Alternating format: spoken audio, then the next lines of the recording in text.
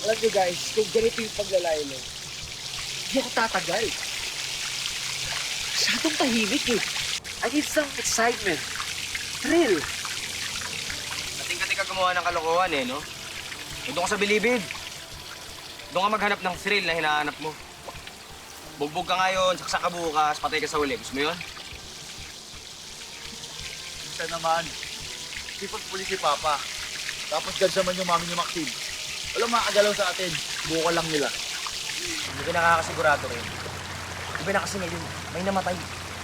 Kaya mainit sa mata ng mga tao yung mga nagka-issue kay Amira. Bakit pa kasi umiiwas tayo? Alam talaga tayo manalaman dun, di ba?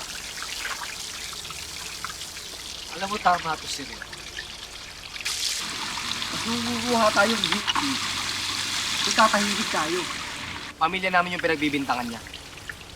Kaya madami nakatingin sa bawat galaw namin. Di ba magkakasama tayo? Lahat, lagi.